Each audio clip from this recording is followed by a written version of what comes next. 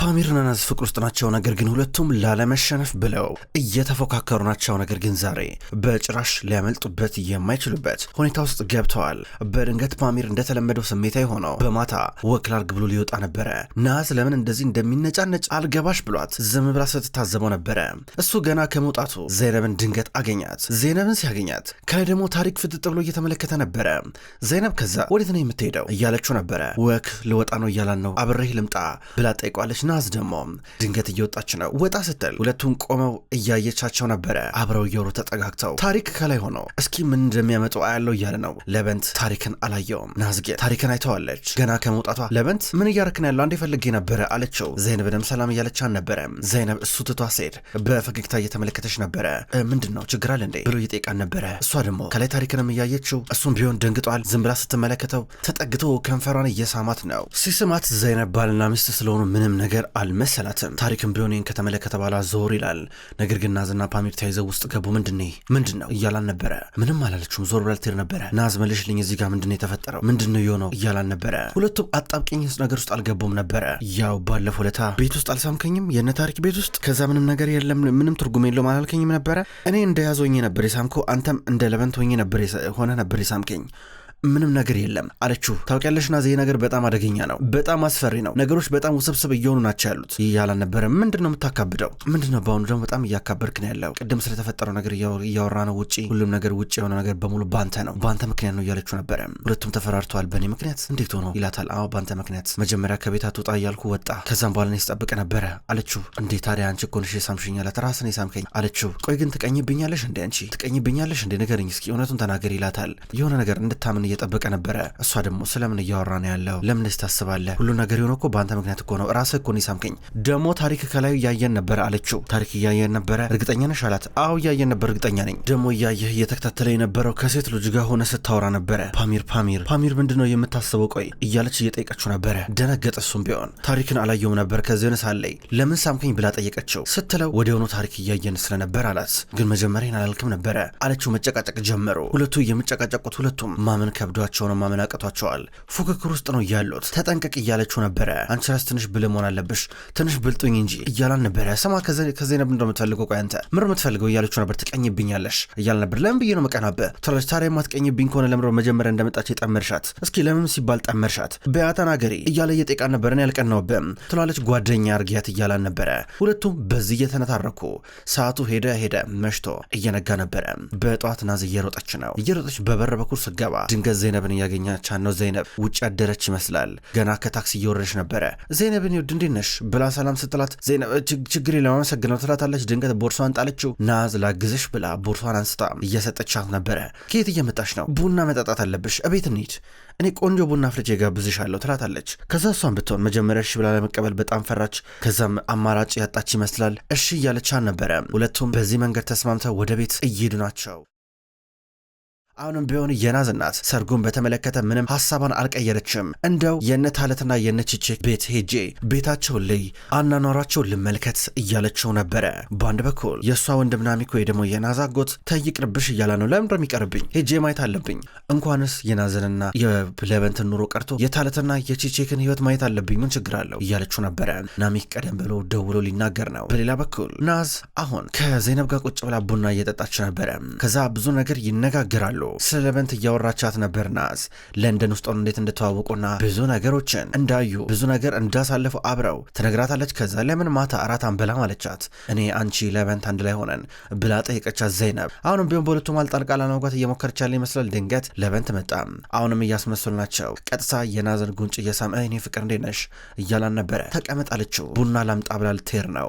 ከዛም በኋላ ስልክ እየተደወለላን ነው። ደዋዩ እናቷ ናት። ሁለቱንም ትታቸው ሄደች። አሁን ፓሚር ከዘይነብ ጋር ቀረ። ውይ እንዴት ደስ እኮ እንደምትሉ ፍቅራችሁ እኮ እንዴት ደስ እንደሚል ፈጣሪ ከክፉ ይጠብቃችሁ እያለችው ነበረ። ቡናውን ትጠጣለች። በአንድ በኩል ናሚክ ተቀደመ። አሁን ናዝ ከእናቷ ጋር ስልክ እያወራች ነው። ሄሎ ማየ ትላታለች። ሄሎ ናዝ ምነው ጠፋሽ? ምነው ድምፅሽ ጠፋ? ብዙ ነገር እኮ መነጋገር እኮ አለብን፣ ገና ብዙ ማውራት የሚጠበቅብን ነገር አለ። ምንድነው? የት ሄድሽ እያለቻን ነበረ። እማዬ ምንም ችግር የለም ስለ ሰርግ እኮ ያስፈልግም እማዬ፣ ታውቂያለሽ ብዙ ሰው በጣም ቢዚ ነው ታውቂያለሽ በዚህ ጊዜ እያለቻን ነበር። ሁላችንም ቢዚ ነን እንግዲህ። ነገር ግን በነገራችን ላይ የነ አቶ ታለትን ቤት እማዬ ትፈልጋለሁ ሚስቱንም የቺቼክን እናንተም ተዘጋጁበት እናንተም ጋር እመጣለሁ መጀመሪያ ግን እነሱ ጋር መሄድ አለብኝ እያለቻት ነበር። ናስደነገጠች። ማየ ይሄ ሁሉ ነገር ለምን ያስፈልጋል ትላታለች። ቡናውን ቀርታ በእጇ ይዛ ነበረ በመስኮት በኩል እየተመለከተች ነው። ይህን ጊዜ ዘይነብ ከለበንት ጋር ወይም ከፓሚር ጋር እያወራች እጁን በማል ትነካዋለች። ከዛ ቀጠለችና ታፏ አካባቢ እየነካካችሁ ነበረ። ይህን ጊዜ ናዝ እንደ መቅናት እያረጋን ነበረ። ከዛም በኋላ ቀጥታ ናዝ ወደ ታለት ደወለችለት። ሌሎ ታለት ስሏለች። አቤት ናዝ እንዴት ነሽ ይላታል። ሌሎ እማዬ ደውላ ነበር አለችው። ውይ ያንቺ እናት ምን ፈልጋ ነው? እሺ ምንድነው ነገሩ ንገሪኛ ግን እንዳታስደነግጭኝ ይላታል። ከቺቼ ጋር ቤት ፈልግ ለማስመሰል እንዲሆነ ሁለታችሁ ጋር መምጣት ትፈልጋለች እማዬ ታያለች አለችው። ኧረ ይኸውልሽ ናዝ እኔ ከስራ መባረር አልፈልግም። አሁን ለኮሚሽነር ከነገርኩት ይህ ስራ ይቋረጥ ነው የሚለው። ኧረ ተይ ጥሩ አይደለም ይሄ ነገር ይላታል። ታለት ይኸውልህ አሁን አንተ ስትጨቃጨቅኝ ምንም የሚፈታ ነገር የለም። ይኸውልህ ስማኝ ቤቱን ፈልግ ለቺቼክም ንገራት ይህን ነገር ማስተካከል አለብን ብላ ስልኩን ዘጋቸው። ምክንያቱም ዘይነብ እያረገች ያለችው ነገር አስፈራት። መጀመሪያ እጁን ከዛ ታፋውን ቀጣይ ደግሞ ምኑ ልትነካው ነው ብላ ናዝ ፈጥና እየወጣች ነበረ። አሁንም ቢሆን ለበንት እንዲሁም ዘይነብ ተጠቃቅተው እያወሩ ነበረ። ድንገት ናዝ ወደ እነሱ እየመጣች ነው። ተጫውቶ ትላቸዋለች። ለራሷን ቡና ይዛ መጣች። አብረው እየጠጡ ናቸው። ታሪክና ናሂር እነሱም ቢሆኑ በውጭ በኩል ቡና እየጠጡ ነበረ። ናሂር ታዲያ እንዴት ነሽ እያላን ነበር። የምር እየጠየከኝ ነው? ሲጀመር ላለፉት ቀናቶች እያን ነበርክ? እስኪ በል ተናገር የት ነበር ካለችው ናሂር ለምን ነገረኛ ትሆኛለሽ? እስኪ ተረጋጊ እያላን ነበረ። ምን ተፈጠረ ለምራ የምትጠይቀኝ እያለችው ነው። ዘይነብ ቤት አለች አላት። አላውቅም ሲጀመር እኔና እሷ አንተያይ አንነጋገር አለችው። ናሂር ተይ እንደዚህ መሆን ጥሩ አይደለም ተይ መበሳጨት ያስረጃል እያላን ነበረ። ከዛ በድንገት ቱፋን እንዲሁም አደም መጡ። ሁለቱ በግላቸው የሆነ የጀመሩት ነገር አለ። እንደመጡ አብሮት እያወሩ ነበር። የት ነበራቸው አላቸው። የሆነ እዚህ ስራ ነበር አሉት። ዘይነብ ቤት አለች። ታዲያ ዘይነብን አይታችኋታል ብሏቸው ጠየቀ። ቱፋንና አደም አላየናትም ገና መምጣታችን እያሉ ነበረ።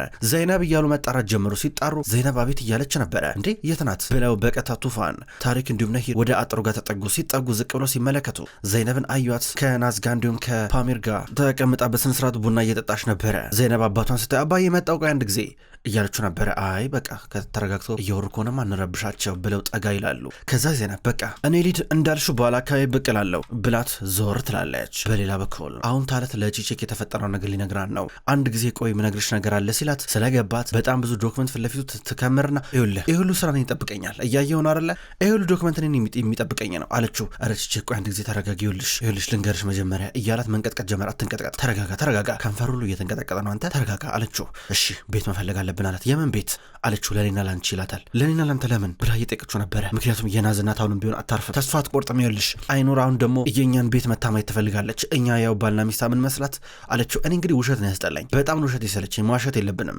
ስትለው ድንገት ኮሚሽነሩ ሳዱላ ባጠገባቸው ያለፈ ስለምን ውሸት ነው የምታወሩት አላቸው። ኧረ የምንም ውሸት ኮሚሽነር ስለምን ውሸት ነው የምናወራው ዝም ብለን በቃ አላለ መዋሸት ጥሩ አይደለም እየተባባልን እየተመካከርን ነበረ አሉት። ዝም ብለው አያቸውና እሺ ስራችሁ ላይ በደንብ አተኩሩ ብሏቸው ሄደ።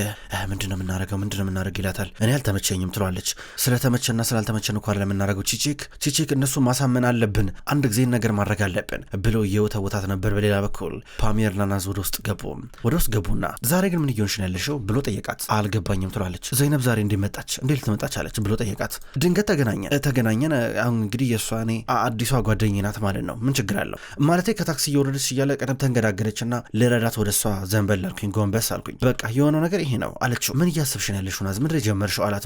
ምንም ጓደኛ ያስፈልገኝ ነበር እዚህ አካባቢ በቃ ጓደኛ ነው ያገኘሁት አለችው። ዞር አለች። ግራ እየተጋባ በሩን ከፈተ። እየተንኳኳ ነበር። ናሚክ ነበር የመጣው። የታለች እህቴ ልጅ እያለ ነበረ። ናዝን ማናገር አለብኝ ይለዋል። በርጋሁን ይጨቃጨቃሉ።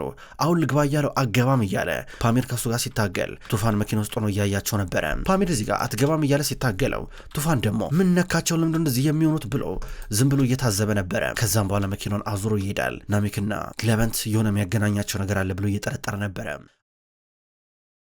አሁን ታለትና ቺቼክ ኮሚሽነሩን ሊያስፈቅሩ እየገቡ ናቸው። ቢሮ የሆነ ስራ አለብን ብለው በግድ አሳመኑትና ወጡም። ነሂር በሌላ በኩል ወደ ታሪክ እየጠጋች አንተ እነዚህ ጎረቤታችን የሆነ የደበቁት ነገር አለ ለበንትና ያዝ የሆነ የደበቁት ነገር አለ አለችው። ምን ሊሆን ይችላል እያላን ነው የምታወራው ነገር በሙሉ ስሜት አልሰጥህ አለው። አሁን ናስ ለፓሚር ቅድም የተፈጠረው ነገር ነገረችው። ቺቼክ እንዲሁም ታለት ቤት ለማየት ሊሄዱ እንደሆነና አንድ ቤት እንዳገኙ ነገረችው። ደነገጠሱ። ሼደን እንላቸው እያለ ነበረ። ታለትና ቺቼክ የሆነ ቤት አገኘው። ቤቱን ግን ማጽዳት አለባቸው። እንዴት ነው የምናስተካክለው እየተባሉ ናቸው። ፓሚርና ናዝ ይምጡ ይባባላሉ። መጡና ፓሚርና ናዝ ከመጡ በኋላ ቀኑ ሙሉ ቤቱን እያጸዱ ነበረ።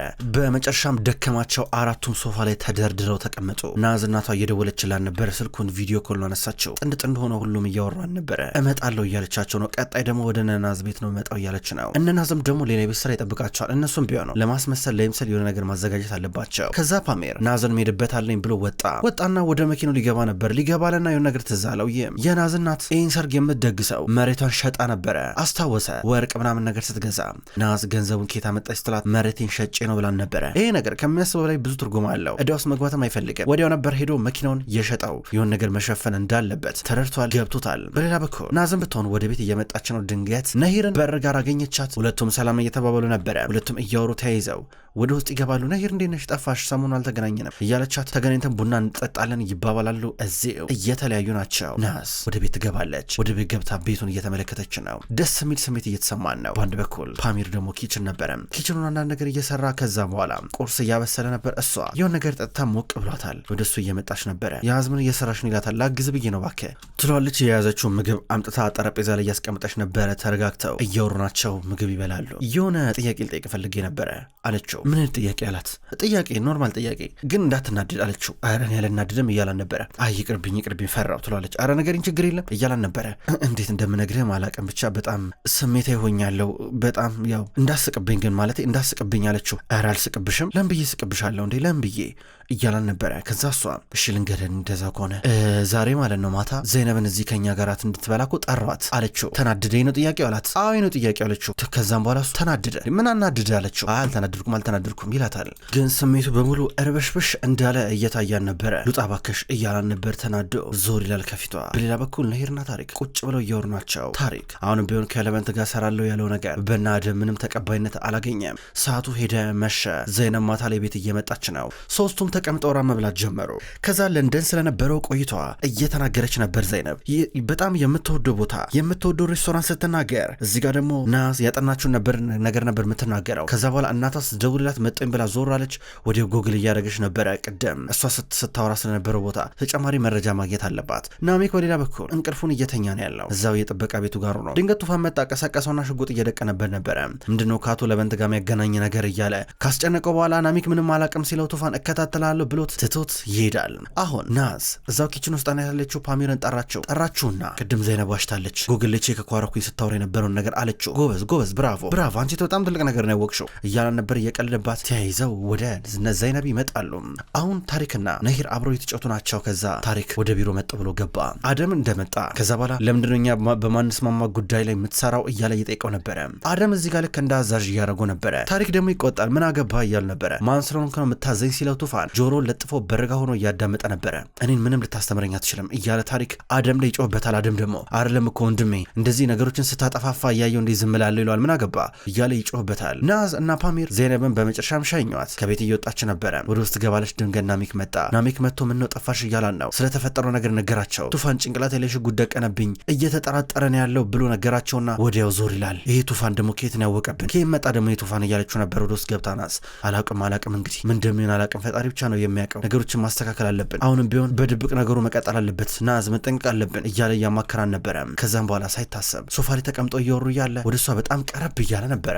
እሷም እየቀረበች ነበረ። አይነንን አየችውና ትንሽ ስሜት የሆነች ፈገግ ብላ ወደ ኋላ ሸሸች። በዚህ ምክንያት ያሰቡትን ሁለቱም የፈለጉትን ነገር ሳያረጉ ቀሩ። ውድ ተመልካቾች እንኳን ወደ ቅመም ስቶሪ የዩቲዩብ ቻናል በሰላም መጣችሁ። ተመልካቾች በዛሬው ዕለት መርማሪው የተሰኘውን ድራማ ተመልክተናል። ውድ ተመልካቾች መርማሪው ድራማ በቅመም ስቶሪ የዩቲዩብ ቻናል ወደ እናንተ በዚሁ አቀራረብ ዘውትር ይደርሳል። ቪዲዮቹ ወደ እናንተ ሲደርሱ ላይክና ኮሜንት እያደረጋችሁ እንድትከታተሉ በትህትና የምጠይቅ ይሆናል። በቀጣይ በሌሎች ቪዲዮዎች በድጋሚ እስከምንገናኝ ድረስ ውድ ተመልካቾቼ በያላችሁበት መልካም ቆይታ ይሁን።